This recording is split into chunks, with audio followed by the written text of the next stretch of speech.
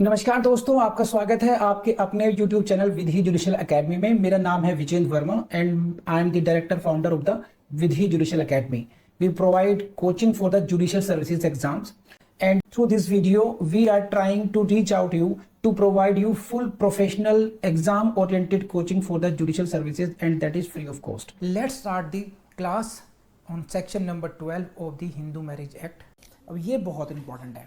Notwithstanding anything contained in subsection 1, in subsection 1 no petition for annulling a marriage on the ground of clause C of the subsection 1 shall be entertained. This is what, so please see this is what clause C is related to the consent by force or fraud. यानी कि अगर आप ये कहते हैं what, इसको ऐसे समझते हैं कि एक लड़का है, this is boy and this is girl, fine. ये कौन है? बच्चा बाबू है, बच्चा भैया, बच्चा यादव, बी फॉर बच्चा Yadav and this girl is that, I don't know her name, in that film Ganga जल। इस लड़की की शादी बाय फोर्स इस बच्चा यादव से करा दी जाती है। ठीक, this girl is married to that Bachcha Yadav under force, बलपूर्वक करवाई दी जाती है। और फिर उसके बाद में फिल्म में एंट्री होती है हमारे अंकित की, अंकित बाबू की एंट्री होती है। कहते अच्छा ऐसे कैसे हो जाएगी? I am the lawyer, I will take you all the remedies for you, I will approach to the court. और क्या होगा? डिवोर्स लेना पड़ेगा? नहीं, कैसे बात करते हो डिवोर्स दिलाएंगे? लड़की, हम तुम्हें डिवोर्स नहीं, हम तुम्हें सेक्शन 12 की रेमेडी दिलाएंगे। What is that? That is what the annulment. Your marriage should be considered declared to be voidable. Your marriage is voidable, it should be annulled as per section 12। ये section 12 के according इसको anal कराना पड़ेगा, निरस्त कराई जाएगी। और जब निरस्त हो जाएगी तो लड़की तुम बच्चा यादव के बंधन से मुक्त हो जाओगी और डिवोर्स भी नहीं कहलाओगी। अभी लड़की खुश हो गई कि आज अंकित कुछ कमाल करके दिखाएगा। ये आए वकील साहब, बिल्कुल अंग्रेजों के जमाने के वकील साहब आ गए।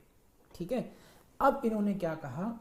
इन्होंने ये पहुंचे पेटिशन लेकर के कोर्ट में कि this marriage should be annulled on the basis of clause C. Clause C कौन सी है? अब ये समझ लीजिए दोबारा, ये क्या कहना चाह रहे हैं? This is the clause C, this is clause C, please see this on the basis of this.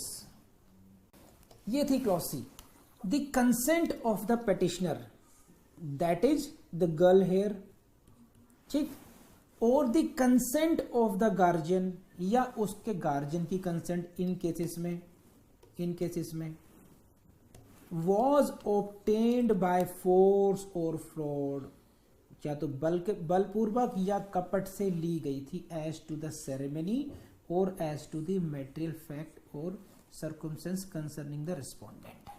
समझे क्या मतलब?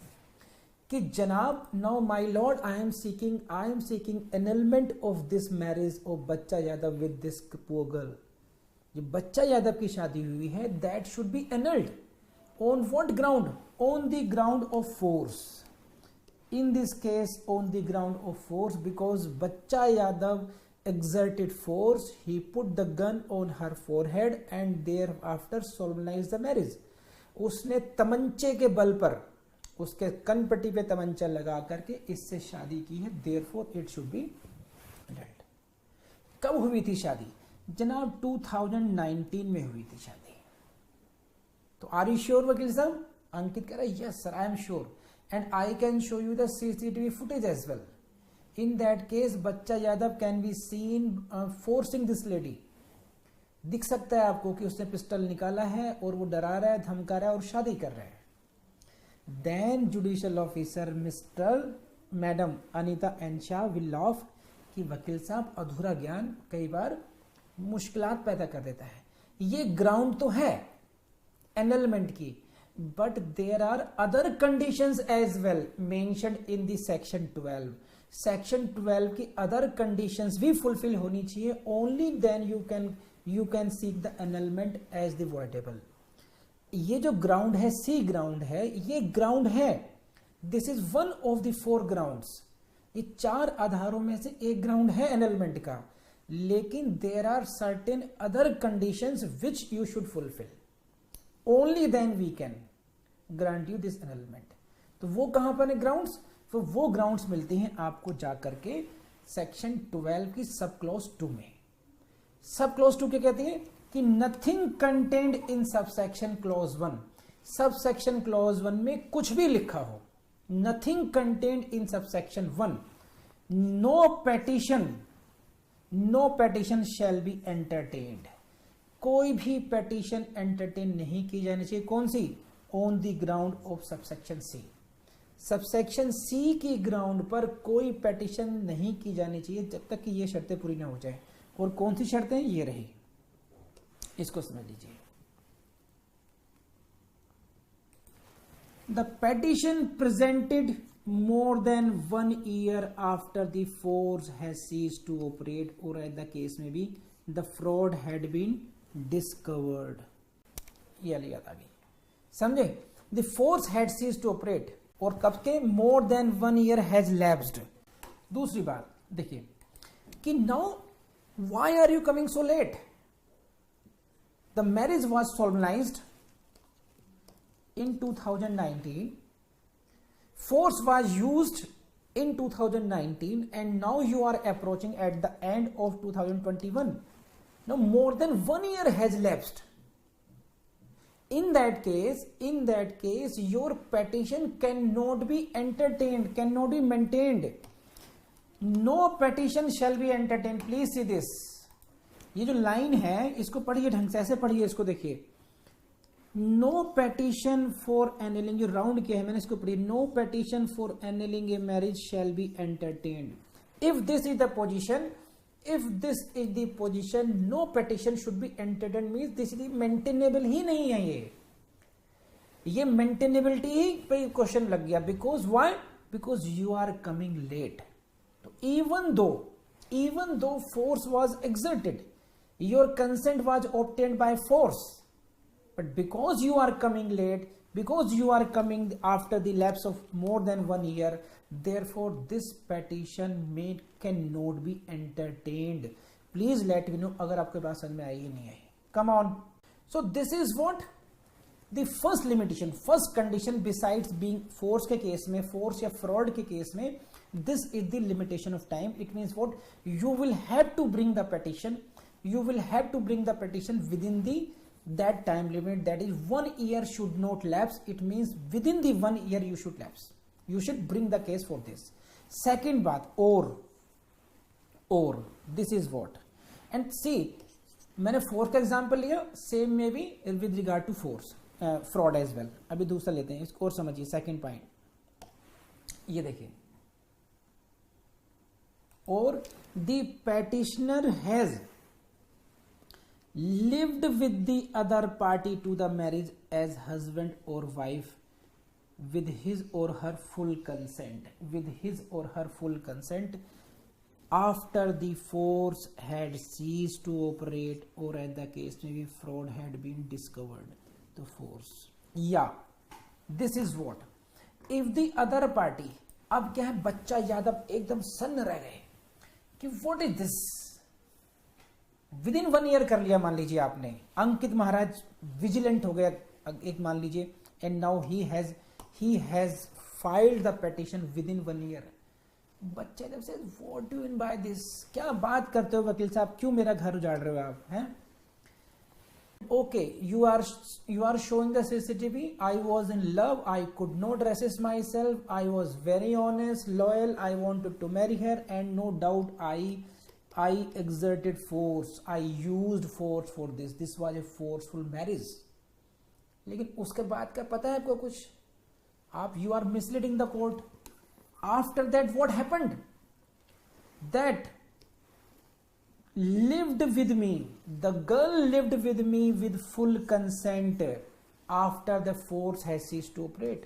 जब वो डर खत्म हो गया था, जब वो जो तमंचे वाली घटना खत्म हो चुकी थी, उसके बाद में तो एकदम गुलजार था, डर खत्म हो चुका था, तब ये मेरे साथ पति पत्नी की तरह रह रही है और बड़ी सहमति के साथ रह रही है। अगर if you are living like that, now you can not say कि at that time force was exerted. समझे आप? It means what? If you want to get your marriage annulled on the basis of force, then you will have to prove following points. Number 1 कि this जो respondent है बच्चा यादव, हमारे example में कि बच्चा यादव ने फोर्स एक्सर्ट किया, चलिए बहुत अच्छी बात है। नंबर 2, उसके बाद में जब ये फोर्स खत्म हो गया, हट गया, मैं इसके साथ वाइफ के रूप में कभी नहीं रही, 2 बात। और तीसरी बात, एनलमेंट के लिए हम लोग जनाब के सामने 1 साल के अंदर आ गए। तो जब ये तीनों बातें पूरी होंगी आपकी, only then you will be granted the relief under section 12. It means what? कि there must be the evidence of force. Number 1, you should approach the court within 1 year. Number 2 and number 3, you did not live with husband or wife with full consent. समझे? With full consent after the force has ceased to operate. अब यहाँ पर ये जो line है इसमें समझिए, इसमें थोड़ी सी टेक्निकलिटी वो भी समझाया था आपको। Petitioner lived with the other party, कैसे? एज हस्बैंड और वाइफ के साथ रहे वो, ठीक है, with his full consent. Means कि अगर दूसरी पार्टी कहती साहब 1 साल से रह रहे हैं साथ में, 2 साल से रह रहे हैं साथ में, कह रहे हैं भैया रह तो रहे हैं, लेकिन कब से कैसे रह रहे हैं? I am not living with my consent, मेरी सहमति नहीं है उसमें। बच्चा यादव ने कहा कि जनाब 1 साल से बोले प्यार प्रेम से रह रहे हैं। कह रहे ऑब्जेक्शन माय लॉर्ड, क्या प्यार प्रेम से रह रहे हैं? ये डेली दम का के रखता है उसको। कितनी बार तो लड़की घर से लेकर के बाहर तक, गांव तक भागी है, कितने इंसिडेंट है, फिर वहां से पकड़ लाता है ये। तो ये रह तो रहे हैं हस्बैंड और वाइफ की तरह से, but not with full consent. तो देयरफॉर ये मेंटेनेबल होना चाहिए। It means what? सारे एलिमेंट प्रूव होने चाहिए। समझे? कि अगर डिफेंस में है, डिफेंस क्या कहा जाएगा कि जनाब 1 साल से ज्यादा टाइम हो गया, अब तो बात खत्म, टाइम खत्म, इशू खत्म। एक ग्राउंड ये हो सकती है, या वो ये कह सकता है कि जनाब बड़े प्यार मोहब्बत से रह रहे हैं, वो हुआ था झगड़ा कभी एक बार, हुई थी वो फोर्स वाली घटना, लेकिन उसके बाद से हम पति पत्नी की तरह रह रहे हैं, एक बात, और विद फुल कंसेंट रह रहे हैं। तब ये सारी बातें पूरी होंगी, तब जाकर के आप इस वाली क्लॉज को ऑपरेट कर सकते हैं। तो प्लीज लेट मी नो अगर बात समझ में आई तो आपको नहीं। Please see the words. More than 1 year कब से? After the force had seize to operate, you will count the time from the date of the force और from the fraud had been discovered. जैसे for example, इसको समझिए, 1 year की counting सही कराता हूं, आप लोग समझ रही हैं आप लोग। तो फोर्स का तो आप समझ चुके, तमंचा है कि नहीं है। फ्रॉड और समझ लीजिए। फ्रॉड का मतलब क्या हो सकता है कि सपोज इन दिस केस, एक केस है, आपको मैंने नोट्स दिए हैं, इस केस का नाम है बलबीर कौर। बलबीर कौर का केस है ये, बलबीर कौर। इस केस में क्या था कि फिजिकल और डिफॉर्मिटी ऑफ द वाइफ के बारे में बात की। Left hand was partially disabled. In this case left hand of the wife was partially disabled. वो बात बताई नहीं गई, यानी कि फ्रॉड किया गया, या लड़के की बारे में एजुकेशन को छुपाया गया, उसकी कोई डिजीज को छुपाया गया, तो this is called fraud. The consent was obtained bye fraud. अब क्या हुआ, अब इसको समझिए, ये मैं एग्जाम्पल बनाता हूं फनी सा। ये है हमारे मानस पांडे, ले लीजिए, मानस भाई साहब हैं, ठीक। इनको बताया गया कि आपकी शादी कैटरीना कैफ से होगी। अब तो समझ सकते हो, खैर जो भी सिचुएशन चेंज हो गई है। मान लीजिए, चलिए आलिया भट्ट कर लेते हैं कि Manas you are going to marry Alia Bhatt, लेकिन एक ही शर्त है बस।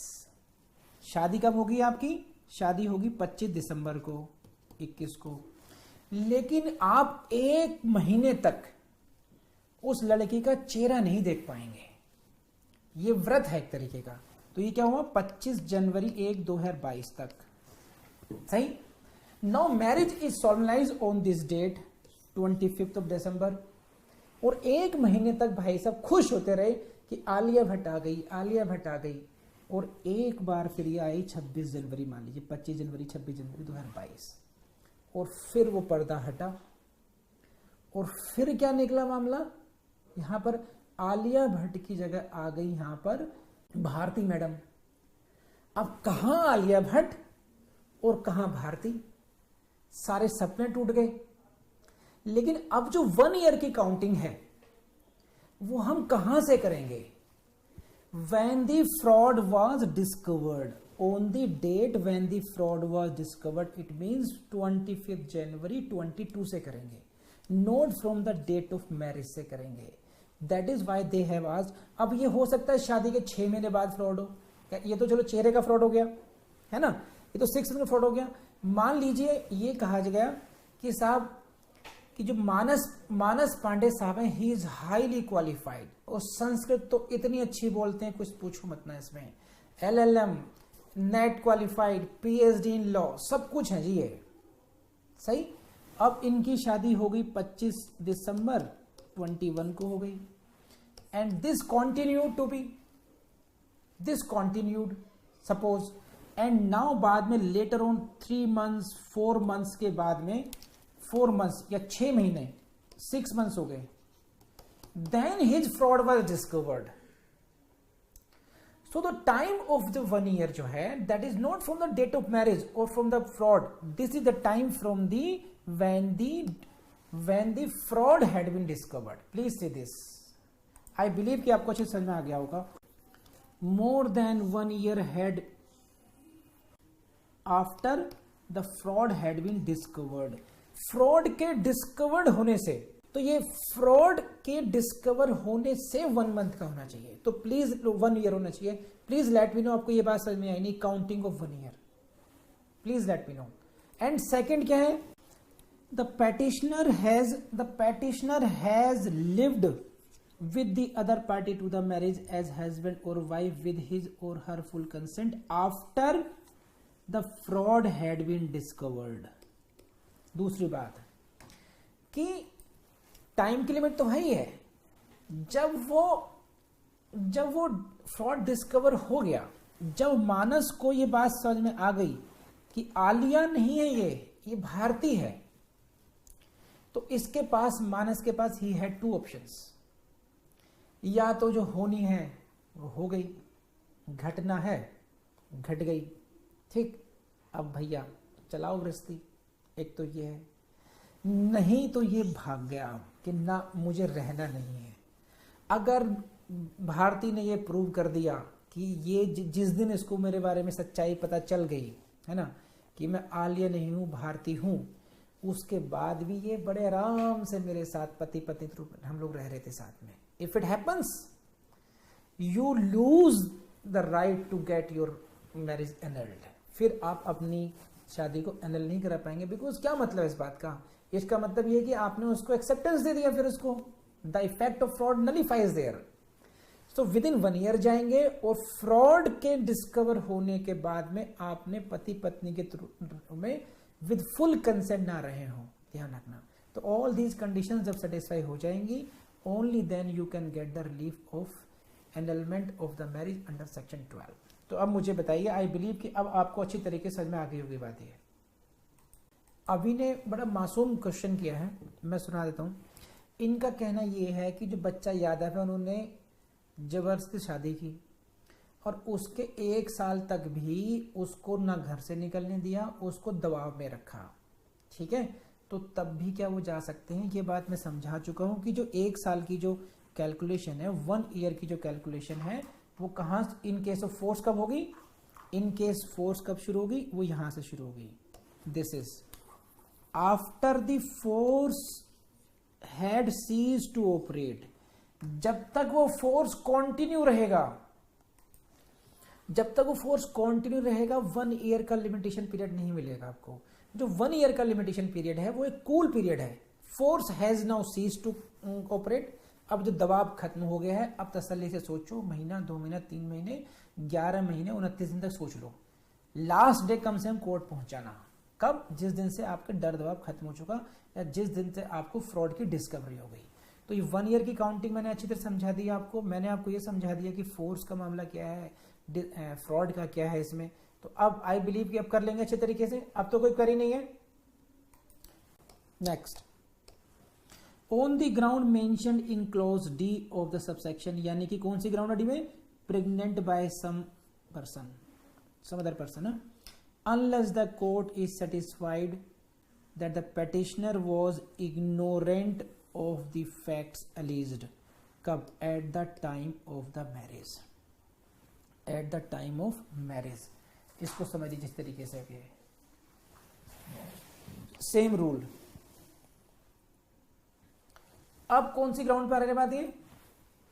अब ये ग्राउंड आ गई है कि the girl was pregnant by some other person at the time of marriage. ये जो डी ग्राउंड थी, this was the D ground. At the time of the marriage, विवाह के समय, the respondent was pregnant by some person other than the petitioner, कि पति से अन्य किसी व्यक्ति से जो महिला है वो गर्भवती थी इस ग्राउंड पर. तो this is not the only ground. You can not say that she was pregnant. You will have to fulfil the conditions mentioned in sub clause 2 as well. वो क्या है वो समझ लीजिए. दीज आर दिस, ये that number 1, you will have to prove that at the time of marriage the petitioner was ignorant of the facts alleged. कि अगर ये जो व्यक्ति है, ये मान लीजिए ये जो बी बॉय है, ये जा रहा है, अगर कोर्ट में जा रहा है for the annulment of this, he will have to prove number 1, because इसको petitioner ही बोलेंगे ना, क्योंकि ये है अप्रोच कर रहा है. He will be called petitioner. that at the time of the marriage, at the time of the facts, he was ignorant of the pregnancy. एक फिल्म आई थी सैफ अली खान, प्रीति जिंटा, जिसमें प्रीति जिंटा किसी लड़के से, किसी अपने प्रेमी से प्रेग्नेंट हो जाती है और फिर वो जब प्रेगनेंसी डिस्कवर होती है तो लड़का भाग जाता है और फिर शादी का एक इशू बन जाता है. फिर सैफ अली खान आकर के उससे शादी करता है. ठीक है, ऐसी सिचुएशन होती है कि ओ मैं आगे आऊंगा. शायद हीरो ने मिक्स कर दिया होगा मैंने, लेकिन फैक्ट यही है. क्या फैक्ट है इसको समझिए. ये है हीरो, ठीक. काश मेरी ये थोड़ी आर्ट अच्छी होती है ना. चलिए कोई चल, सिंबॉलिक चल जाएगा. तो ये है हीरो, नायक है ना, नायक. ये है नायिका, ठीक. और ये है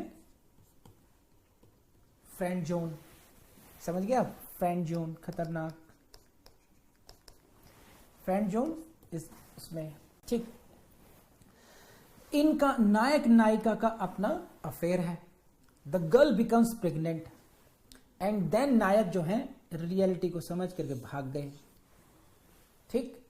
तो अब जो ये जो फ्रेंड जोन में है भाई साहब, ये आगे आए कि नहीं, मैं तुम्हें अकेला नहीं छोड़ूंगा, मैं तुम्हारा साथ निभाऊंगा. सही है. और फिर इन्होंने शादी कर ली इनके साथ. सही है. No, at the time of marriage Nayika was pregnant and this fact was very well in his knowledge. Therefore he can not take the benefit of section 12. For the purpose of section 12, at the time of the marriage, he must be ignorant of the fact of the pregnancy. Only then he can seek the annulment on the ground of the pregnancy. So please let me know if you understand the value of this, that the petitioner was ignorant. ये जो लाइनें लिखी हैं, unless the court was satisfied that petitioner was ignorant of the facts alleged. Now come to the next requirement. The proceedings have been instituted within 1 year in case of the marriage solemnized before the commencement. 1 year of the commencement of the act. It means what? ये है pre-act marriage. ये time की बात है, 1 year की बात है, counting की बताइए, मैं समझाता हूँ आपको, देखिए है ना, कि अब जो है विद इन टाइम, कितने टाइम में you should come before the court. कह रहे कि अगर आपकी शादी 1851-55 से पहले ही हुई थी, before the commencement of this act, then you will get 1 year, within 1 year of this such commencement. It means what, 18th of May 1955 से 1 ईयर की जो काउंटिंग होगी वो होगी डेट ऑफ कमेंसमेंट से। कौन सी मैरिज है ये, प्री एक्ट मैरिज है। नहीं समझे, देखो मैरिज को इसमें 2 भागों में डिवाइड कर लीजिए, ये बात एक ऐसे, number 1 pre marriage, pre act marriage, एक है पोस्ट एक्ट मैरिज। ये प्री एक्ट का मतलब क्या है, 18/05/1955 को ये date of enforcement of Hindu marriage act है। इस डेट से पहले, ये भले ये 17 हो जाए, अब 17/5/55, समझे। तो एक क्लास, एक कौन सी मैरिज हो गई, जो इस एक्ट के कमेंसमेंट से पहले शादी हुई, तो उस केस में आप जो 1 ईयर काउंट करेंगे वो आप काउंट करेंगे date of commencement of this act से 18/5/55 से। ये रही आपकी स्लाइड। है the proceeding have been instituted, किस केस में, इन केस ऑफ मैरिज, कब, solemnized before the commencement of this act. Commencement of this act कब हुआ, commencement of this act happened on 18th May 1955। Before का मतलब हुआ इससे पहले, यानी कि 17 या उससे भी पहले, 18 से पहले पहले। तो जो शादी हुई वो इस टाइम से पहले हुई। तो ऐसी स्थिति में with in 1 year, 1 year of what, 1 year of such commencement, यानी कि कमेंसमेंट का मतलब ये डेट होगी 18/5/55 से। तो proceeding must have been instituted within 1 year from the date of commencement in case of. तो ये हो गई आपकी टाइम से रिलेटेड रिक्वायरमेंट। और सेकंड क्या है कि अगर आफ्टर है, आफ्टर कमेंसमेंट हो तो within 1 year from the date of the marriage. जिस डेट को within the 1 year from the date of the marriage, इसमें खास बात क्या है, देखो पढ़ो ढंग से एक बार वगैरह। ये जो from the date of marriage है, ना कि डेट ऑफ डिस्कवरी है, समझे, ये ध्यान रखना। यहां पर जो ये बड़ी कंफ्यूजिंग हो सकती है आपके लिए, क्योंकि फ्रॉड के केस में, in case of fraud you must have seen what, that the counting of 1 year, counting of 1 year was from the date of discovery of the fraud. जिस डेट को आपको फ्रॉड की डिस्कवरी हुई, the 1 year will be counted from that. But in this case 1 year be is being counted from the date of, come on, marriage. तो do you appreciate this difference, come on hurry up. इन दोनों का अंतर समझ में आ रहा है आप लोगों को, and you should underline this, because in case of plims में आप सब ढह जाएंगे, from the date of marriage, from the date of discovery of the fact of the pregnancy. अगर ऐसे कंफ्यूजिंग आपको मिल गए आंसर्स वहां पर, तो you will be in trouble. Please note down this, come on everyone. After commencement, चलो, 2 दोस्त थे, ठीक, D1 D2, D1 D2, इन दोनों की ही शादियां 2 बहनों से हुई, G1 G2। तो D1 waits G1, D2 waits G2। Date of marriage क्या है, इसकी डेट ऑफ मैरिज है 17/5/1955, इसकी डेट ऑफ मैरिज है 19/5/1955। एक की डेट 17 मई 1955, दूसरे की डेट है 19, और इसके बीच में जो एक डेट है वो है 18 मई 1955। इस डेट को आगे आपका HMA यानी कि हिंदू मैरिज एक्ट उस दिन एनफोर्स हो गया। तो दो दोस्तों की शादी, एक की 17 को हुई, एक की 19 को हुई, महीना सेम है, सन सेम है। अब तो बुढ़ापे में आ गए, अब तो बुढ़ा गए, लेकिन इनके केस की हिस्ट्री की बात कर रहे हैं हम लोग। और क्या कॉमन था? दोनों ही बहनें अपने अपने तत्कालीन बॉयफ्रेंड से प्रेग्नेंट थी। तो बोथ प्रेग्नेंट, प्रेग्नेंट, प्रेग्नेंट, सही है। दोनों ही D1 एंड D2 पहुंचे सेक्शन 12 का रिलीफ लेने के लिए कि our marriage should be declared to be annulled, इसको निरस्त किया जाए हमारी शादी को, ठीक है। Now the point was of the calculation of 1 year. 1 year कौन सी डेट से, सही है।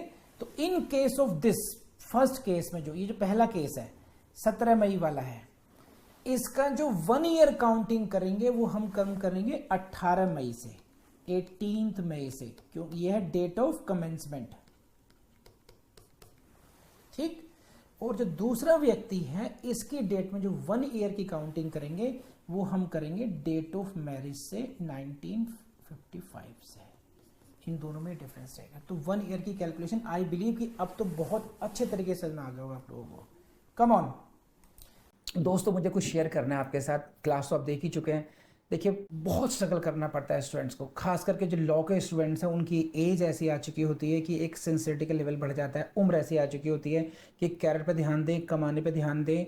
तो ऐसे उसमें उस स्ट्रगल को कम करने की मेरी ये प्रयास है, मेरी और मेरे पूरी टीम का यही प्रयास है कि कम से कम लॉ के स्टूडेंट्स को अच्छी कोचिंग के लिए एक भी पैसा कहीं खर्च करने की जरूरत ना पड़े। तो आपको तो अच्छी तरह से पढ़ाई करनी है। इन वीडियोस के बारे में जरूर सब लोगों को बताएं, खुद जरूर पढ़ते रहना।